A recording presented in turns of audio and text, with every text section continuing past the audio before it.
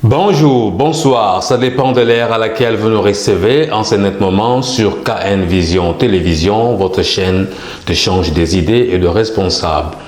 Un grand merci na bandeko nyonso bazola ndebiso partout dans le monde entier. Un grand merci na bandeko oyo bazali ko s'abonner na kati ya KN Vision Télévision. Un grand merci na bandeko bazali ko commenter malamu pona biso. Un grand merci na bandeko oyo nyonso tout bazali ko partager ba lien bazali ko parler sur KN Vision Télévision, Topes Bino, merci. Un grand merci lisusu na bandeko bazako benga kaka poto solo là. Tant que bandeko sans même qu'on participe à l'émission, mais toujours solo là. Un grand merci na bino nyonso tout. Un grand merci na papa Gilbert, na Caroline du Nord, un grand merci pour tout. Un grand merci lisusu na bandeko babenga kingai na Maïndombe, je pense, il y a Maïndombe. Un grand merci, Nabino. Toujours continuer comme ça la volonté, Nabino, toujours continuer comme ça là. Pour que Bissou ba Congolais, tu vas écouter dans la plateforme Oyo, tout ça l'échange d'idées à Malamu. Tout le baran a début que plateforme Oyo, tout ça là qui en haut, pour nous apporter un plus dans le développement de Mboka na Bissou. Pour nous ça la critique sur le plan sur négativité et sur la positivité de la République démocratique du Congo. Donc tu crées une plateforme où pour na biso nyonso ba Congolais toi tu vendre place moko. Tout tia makanisi na biso place moko. Tout tia ba responsabilité na biso place moko. To yoki o moninga lobby, to yoki o pende comme ça lobby, to koyé ba ko solution peut-être. Naba oyo bandeko ya gouvernement baza ko kantsate mais biso ba tout za libanda biso ndeko to loba jandi ti bazo ko beta balé ba joueur bazo ko mona BRT mais biso to za libanda to zo mona BRT peut-être à partir à KN Vision Télévision solution ko comme on a il y a une idée de créer la plateforme oyo. Alors le tozali mardi le 3 novembre 2020 bon anniversaire na bandeko nyonso botama na mois de novembre. Et bon anniversaire, na bande ko so botamaki na mokolo lelo. Motuna na biso oyo toyeto solo la lelo ezalaki boye. Au cas où FCC va se présenter na consultation pour l'Union sacrée au bandaki hier le 2 suite aux ndengenene et qu'est-ce qui va se passer dans notre pays. J'ai suivi presque tous les audios où il y a Tindi, il y a un WhatsApp groupe où KN Vision Télévision. J'ai presque suivi les audios presque belé. Je n'ai pas ces réponses. Il y a des audios surtout il y a des famille à KN Vision Télévision. Je n'ai pas ces réponses. Tout s'entraider. Et on a le baki que surtout tout ni motuna to pesaka na le banc maintes fois et yo place aux zongi sa réaction na yo idée na yo et kozala nini ya on a tuna ki ceux qui FCC va se présenter na consultation suite kozala nini mais na moi attendre comment ta répondre mais to lexaka ba di bo yo ka réaction bandeko suite kozala nini suite kozala boye et kozala boye au pesiba c'est ça et là biso za na poser à moi na bandele loko sur les lots pour chaque fois tu na ba question na tigala la réponse mon côté et pourtant to solo la biso nous surtout ensemble to loba que ce que tu tenir motuna au pesiba avantage na ba désavantage là si vous se comprendre bien les lots. Bandeko KN Vision Télévision, na bandeko KN Vision Family. Tout se comprendre bien. Ce mot tout naïe, au PC avantage et n'a pas désavantage. Dans l'idée New York, ce qui est là qui y place ou en ko salanine. C'est ça, et l'autre nous avons besoin. Alors nengakina lobi na solo le parce que na bato belé ya de Kinshasa balbaki to parler sur makam oyo bazo futsa bango ba $45 na bato bazo koya ba otie n'importe quel pays ba vol internationaux $45 pour na ko certificat ya COVID-19 sur ba tester yo et puis ba bazo kende ba futa $30. Biso ba congolais toye ba ko revendiquer te toye baka ko revendiquer ba bloga bon en Afrique d'ici de tiro ça maté qui ba tuka ba lamuki bon petit prix et puis comme peu au foot c'est mieux c'est le moment il y a bloc comme tous bo linga bo accepter te pour nyon so na boyo mais mon kaka na gouvernement population peut beaucoup ko réagir que to foot te pour avantage ya nini pour foot la mbongo wana mbongo wana bo foot ba $45. Est-ce que moto nyo surtout azo na vol internationaux est-ce que ça na mbongo est-ce que ça na mbongo qu'est-ce qui prouve que moto wana yé azana $45 moto soit cause azana ay voyage mais ba préparer ki mbongo msusu extra ya to loba ki to mekana ko to solo la pe bandeko que $30 moto azo kende $45 na moto azo zonga bona nini bango ba pousser raison ba lobby ke pona ko justifier ou bien ko vérifier que certificat oyo ndeko place a outil ce qui est vrai ou faux mais tandis que biso ba toujours na libanda pona okende eza nango gratuit est-ce que mbongo wana bando futa et bando ke na caisse à l'état ou bien mbongo wana bando sa na ngoni. Voilà un peu de quoi une vision télévision tout y baka ko solo laka malamu et kozala bien.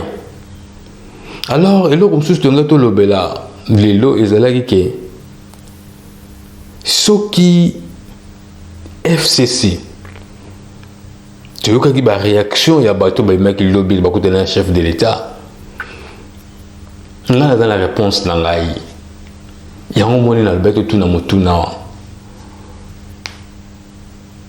Batu Bangé Kozela, qui est le discours à chef de l'État, celle qui a 6 minutes, qui est assemblée au Kouya, Assemblée nationale s'il vous plaît, au Kouya, gouvernement au Kouya, mais tu sais au Kouya, il y a un chef d'État qui dit wana, abenga batu, baye ensemble pour mboka na biso e bako évoluer.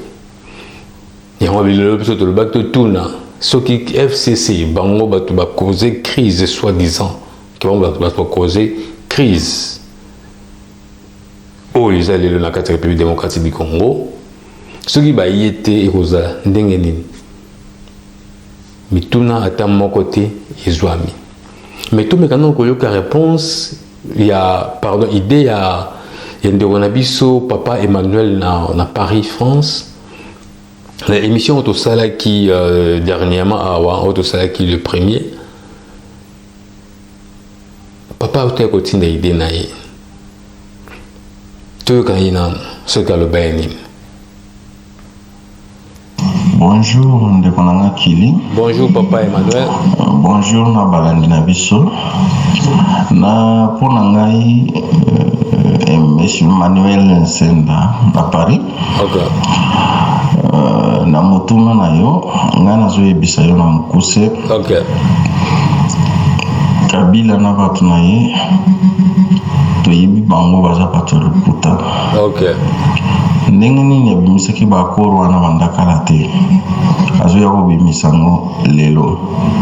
Est-ce alakisaki biso yango na signature ya Félix? Eza distraction parce que bango ba préparaki déjà eloko na bango bamoni déjà que baza coincé. OK. Babandi na eloko minembwe ezosimba te après yango ba bimisa wana eza distraction eza kotima mambo kolanda te ke oboy na ko. OK. Eza distraction parce que ce qui balandi Kabila bien on retape prison pour un outrage du chef de l'État. OK. Bon. Tout ça ma place nango eza distraction. OK. Kabila kanisaki que eza toujours ngai Emmanuel. Merci. Kabila kanisaki que Félix a pété. Mais il était que aza devant un grand politicien. Oazo bangi sanaba mindele lelo.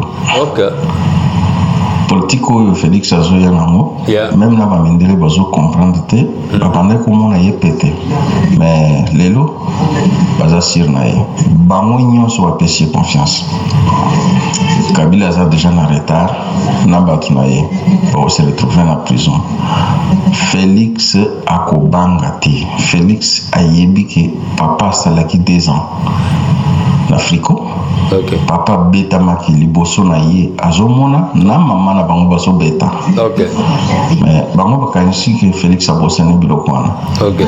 Abosani yango te.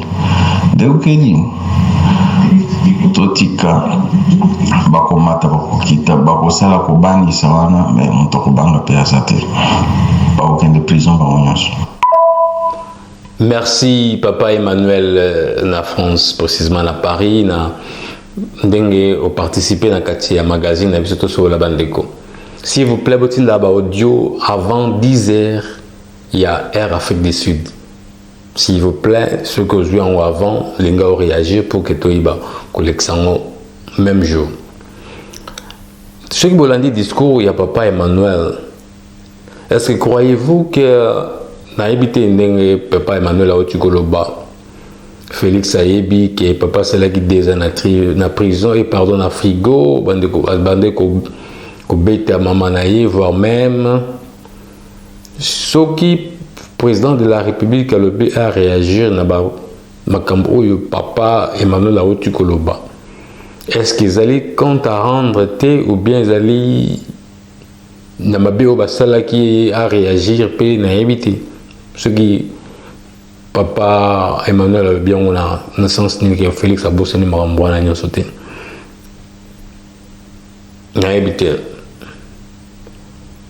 Au cas où FCC va se présenter, suite et causala nini,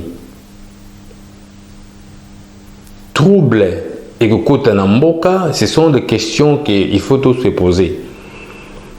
FCC bako revendiquer les sous nini pour ceux qui va participer chef de l'État à Koloba en Abango nini c'est ça la question toujours dans la tomi tout na toyi ba ceux qui zalandeni FCC ceux qui va participer chef d'État à clôturer consultation naie coalition et Koufi parlement et Kouyi gouvernement et Kouyi.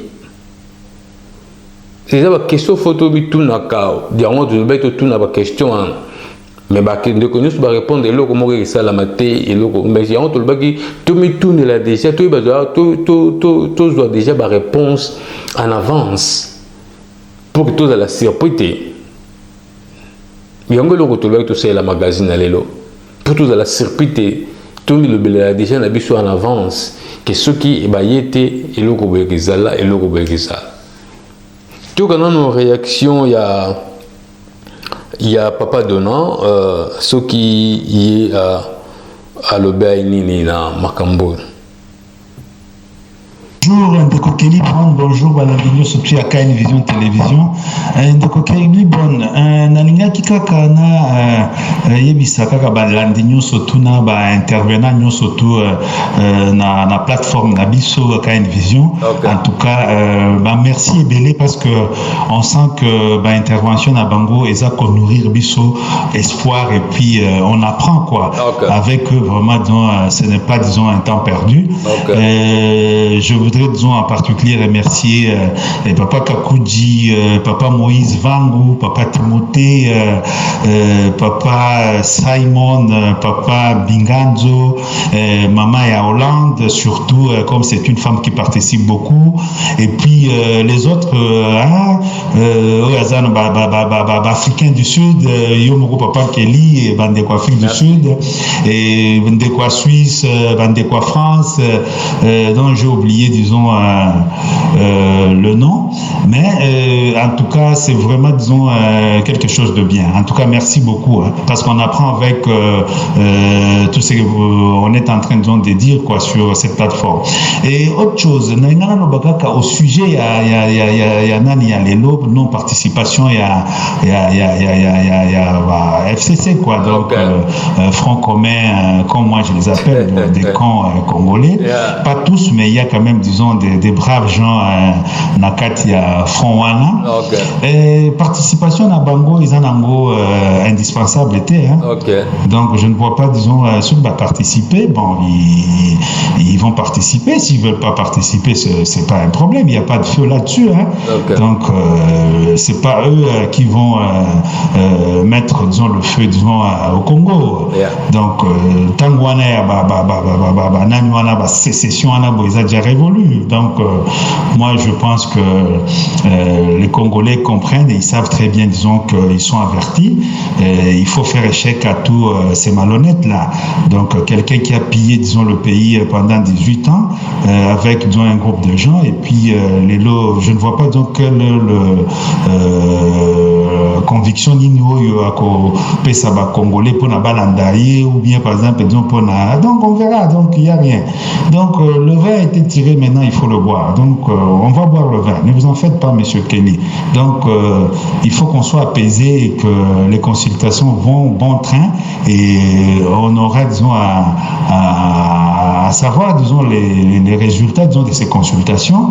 Et bon, espérons vraiment, donc, avec ces consultations, que ça départ moko ya sikapona évolution et puis développement à Congo. Merci. Merci Papa Dona Nangola, merci Nandengo participer. Réponse quand on a joué Siko, on a convaincu. On a convaincu ceux qui FCC Bayeti. Parce que ces gens-là, bazana ndenge la ba raisonnaka. Bon bayebi que ceux qui biso to keité, bayebi le boni ba osala. Alors biso population, il faut to yeba pe que batwana ceux qui bayete, biso pe faut se préparer. C'est ça, et là on a yeba au juste egezala nini. Au cas où bayete egezala nini.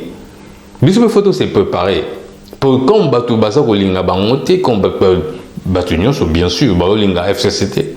Alors, ce bayete, il faut toyer bakeno, bateau comme bayete, nous allons faire ceci. On a chef de l'État payé, mais biso peut contribuer, n'a pas idée, n'a biso, on te de toute la question, tu vas contribuer, puis n'a pas idée, que bateau, ce qui bayete, et que ça la maboye, et que ça la comme ça, tu déjà garde-fou. Mais ce qui t'osa, Koye belo koni ne papa donna lobby tous à l'apaiser et le comment ça les mater, mais le comment ça les mater, cela veut dire que le comment ça les mater. Ce que le comment ça les mater, cela veut dire que le comment ça les mater. Pour après résultat, après compte rendu au chef de l'État, pardon, avoir opé sa biso ya consultation naie, c'est qu'il y aura quelque chose. Alors tant que quelque chose doit néger, ya ba on peut kuna ba olinga ba la stratégie. Alors, ce la stratégie, alors on ne sait pas ce qui paye et noyer ou bien qu'ils allaient n'dengenini. Et ils allaient un peu difficile. Alors que ce qui non Toyokaki nenge monseigneur monseigneur lobaki lobi qu'il faut le chef de l'État qu'on pousse la pirogue na tous les côtés parce que pirogue va pousser en haut par côté nous sommes balé pour que bandeni aux en balance les expressions le bas qui mettent éviter sur le bas qui on a cadré nini. Voilà un peu bande quoi une vision télévision ba motuna toujours tout nanande na bande la chaque fois tout ba na plateforme auto kutana tout ba ko mémoire un plus. Tu vas comme un plus que tout ni motuna que non ceux qui bango bayete et vous allez boyer ceux qui bango baye et vous allez boyer comme ça tu yebi que idée auto bimisi et possibiso résultat moko boyer o yoni to ko kozela na fin il y a consultation Voilà un peu en quelque sorte nenga qui tout banda ko solo la bon so mo tuneyi to baka ko balancer ngo na ndenge wana donc olobi oyo ozo kanisa ya mabe nango na malamu nango et puis oyo nini ya bien oyo moni ekubimisa na kati ya eloko wana comme ça to yo kana no papa Moïse Vango na Espagne soki yepe ayena idée nini na motuna oyo toye ko sola lelo parce que soki tolobi ke soki FCC ayete ekozala ndenge ni motuna oyo tozala ngo posa ya bonjour et basalam ebele na kombo Esika Nzambe toujours Moïse Espagne to pesi mbote na balandi ya Congo ya Can Vision na bandeko baza na Can Vision merci bambote ebele balosambo ebele na motuna botuni biso na bandi eza clair. D'abord, ils ont dit que Félix a sur la poste à Batonate. Congo puis à Congo, ils ont sur la poste à Batonate. Baton banane FCC. Ok. Ils ont dit groupe à Batomoko Boye, Bazoa Congo, Bakanga Congo catch. Après, au Kanga catch, on a pu Bakongo bête à Congo Bigogo na Mutu. Ok. Donc là, au Kanga Mutu catch, au Congo bête à Bigogo na Mutu. Donc Bata FCC Bazali. Ok. Bata FCC tout le monde a gawana ba Shadari Boye. Baliaka ba commission tato Chader à cause de 3 ministres ou 4 ministres au baïla à chaque fin du mois. Ok. Na mutumo taso $3,000. Ok. Tantôt ça na mois des députés ou 3 baïla qui paye $1,000. Ba Chader wana. Alors taso $10,000 na fin du mois. Ok. À part bandemi tout baza baja wana. Ba tout baza donc ba tout ba futa ba bazorambongo. Ba sala kana na lobby wana. Ok. Alors faut qu'on arrête ba système on aime bien. Ok. Congo faut arrêter tout ce qui est mauvais. Ok. Territoire on a normalement il faut que ça va congolais, que ça malais ba pays mususu. Mais dans une logique que ça va congolais après que ça va pays mususu. Ok. Et les recherches vertes. Donc il dit à créer verte, la verte c'est Congo et elle est pour la bombe congolais après malais ba pays mususu. Ok. Mais parce que ba pays mususu comment bombe congolais pour jouer en gros poani. Puisque le pays mususu et la Congo est avancé comme les États-Unis, bah na kosa misala. Mais tant baza ko mona Congo za ko avancé te ba Congolais mingi baza ba sous mental. Hein, boy ce qu'ils ont terme ko ba sous mental sur ba pays mususu ça ni ba na côté la bino ko yiba bino biloko bosana mo. Yango ça ma lelo bo bino bo yebi to ko répéter kate. Mais ce qui Congo est bon ça ka makamno kitoko.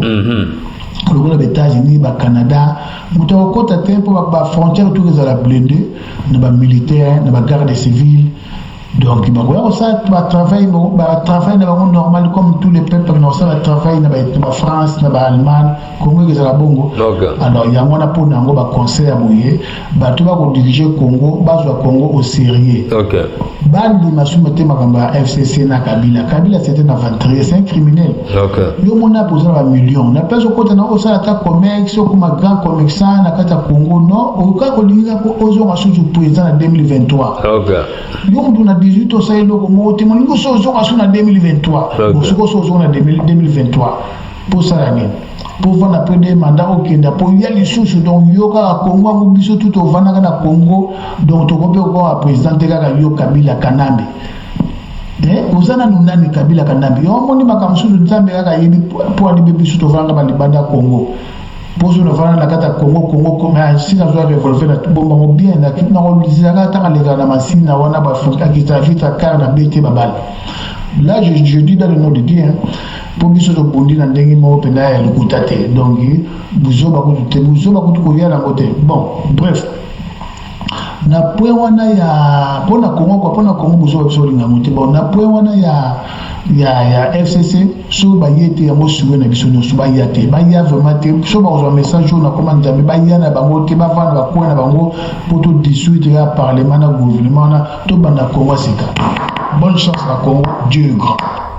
Un grand merci, Papa Moïse Vango, na Espagne, na participation na yo. Menga la zaka convaincu te dire le pour dans la réponse. S'il vous plaît, doit répondre. Ce qui FCC ba été consultation aussi là bientôt là. Ce qui FCC ba été et cause la nini, tu peux voir. Tu yoka Papa Timothée na na Suède, ya papa Timothée na Suède, il va passer qui m'a canisnaé, tu es sur le Bénin. Allô, bonsoir, bonjour Kelly. Bonjour. Bonsoir, bonjour, Navalandinho Sonataoyo. Bazolanda, Baroyoka, Voice Oyo. Ok. Vraiment, idée wana ya union sacrée. Pays esenga il faut tozala na bomoko. Ok. Soki mokonzi amoni ke ça ne va pas. Yeah. Il faut bimisa likanisi. Yeah. Oyo akolanda te akozala or ya likanisi wana. Yeah. Oyo koya. Eye parce que mboka eza ya bato nyonso. Mboka eza ya clique mo. Papa Timothée lobi nini? Oyo koya eya. Ezala mabe mingi papa so lobi oyo koya eya. Soki kasi mama mabe ye. Ezala ndenge nini papa Timothée? To continue non. Epe mboka etambolaka jamais na bakoro. Jamais. Mboka soki ebani okende na bakoro. Mboka ekufaka. Nozomona deja na Congo na bakoro wana donc mboka ekufi pena kokufa. Okay. Ozomona. Yeah. Nyonso wana parce que FCC balingi batalisa ke no bango nde bato badirigaki malamu. Or que bango mpe badirige malamu te. Soki otali mpena donc 18 ans eloko te soki nyonso oyo ezosalema boye lelo ezali FCC. Eza FCC. Batroupe armé nyonso na este wana eza bata FCC. Na bapays voisin wana basolola na bango na baoccidentaux mpe baza na kati tokoki komarche bango te.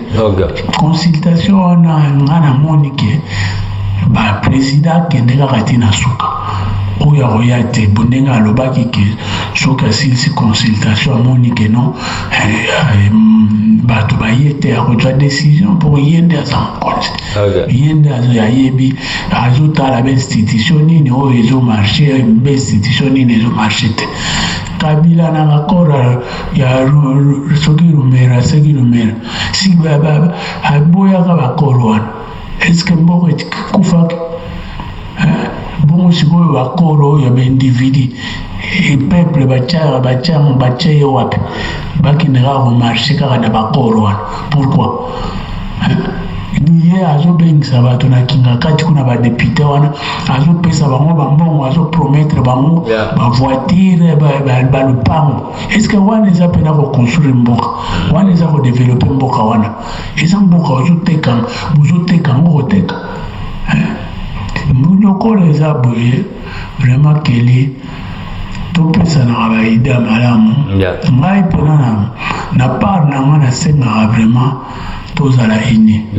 Tozala ini soki bakongole mpena toza ini en tout cas mungu na kozwa nzela te yango wana. Merci botikala malamu nzambe apambola.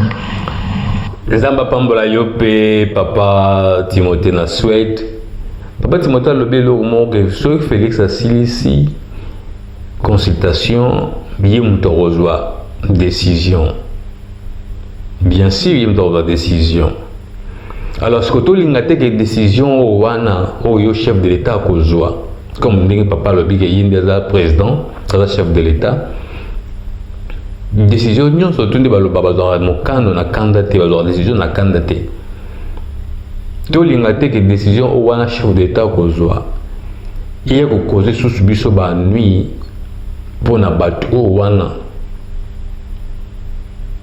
Tokana no papa Kakuji soki alobi nini mpo eza un peu compliqué nga bandaki kolinga toloba déjà makambo en avance mais jusqu'à présent namoni ata moto moko tazoloba to prévoir que soki eza boye ekozala boye malgré chef de l'état ozwa décision na ye mais il faut biso mpe population toyeba ke soki bato wana baye te na toyoka peut-être mpe babade okoso tokoloba ekokoso marié puis na chef de l'état on ne sait même pas.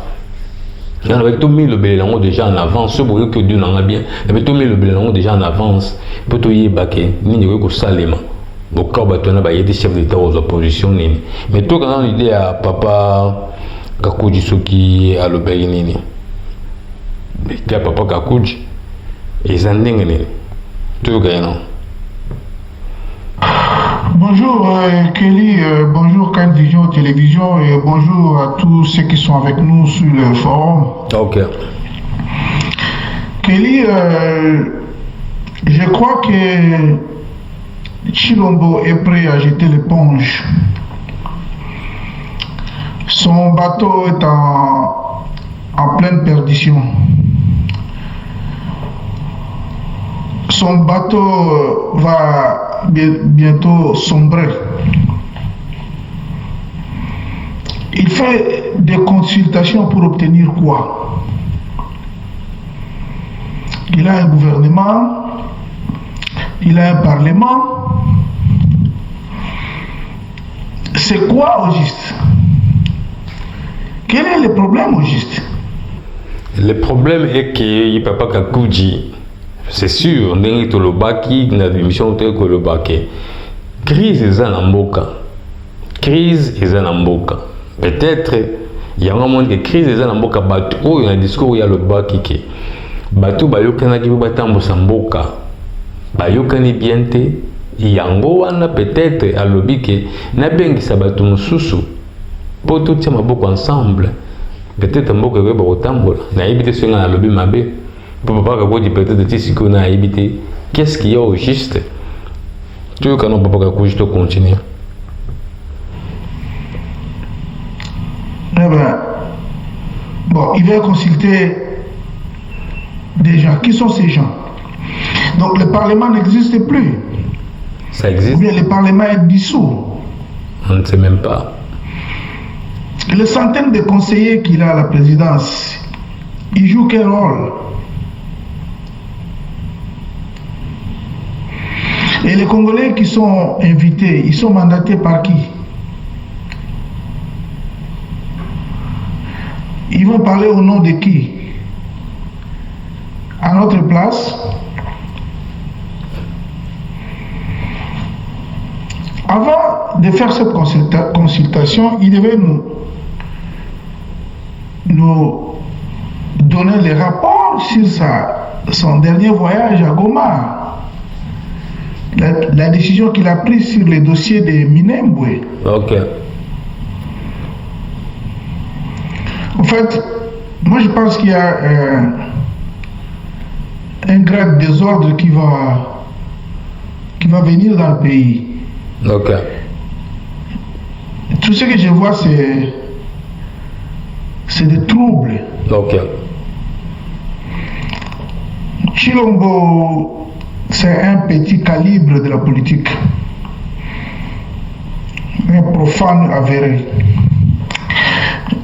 Il a fait la honte. Il est l'opprobre de son peuple. Ok. Je n'ai jamais vu un président aussi amorphe comme lui. Les Zambiens nous frappent. Ils envahissent nos territoires, négociations. Les Rwandais tuent des Congolais à Minembwe, négociations. Les rebelles, les criminels ougandais entrent à Bunia avec des armes, négociations.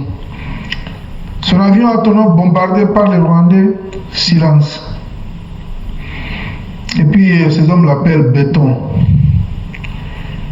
Moi je peux une autre appellation. Franchement, il ressemble à l'entraîneur de Léopard de la Coupe du Monde 1974. Quand le Zaïre a été bâti sur le score de 9-0.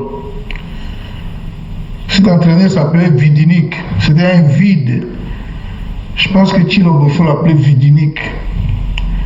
Parce qu'il a échoué lamentablement. Lamentablement. Bientôt, nous allons apprendre que les militaires ont fait un coup d'État puisqu'il y a un désordre. Et alors, nous allons revenir sur la situation de 1965. Ok, Kelly, merci beaucoup. Bye bye. Merci beaucoup Papa Kakuji na participation. Motunomto le ba o yazo mona makambo. Papa Kakuji le biazo mona que désordre et gozala. Désordre et gozala. Na el nini to yebite. Voilà un peu de quoi KN Vision Télévision. Merci na bino sur beaucoup de participer dans magazine lelo. Merci na bande ko surtout oyo bazali ko commenter ya malamu pour na biso. Merci beaucoup continuer toujours ko parler sur KN Vision Télévision. Bo sanate ko s'abonner, au cliquer cloche ya notification et ko iba ko zala malamu. Botika malamu to kutana prochainement na numéro mseso. Bye bye.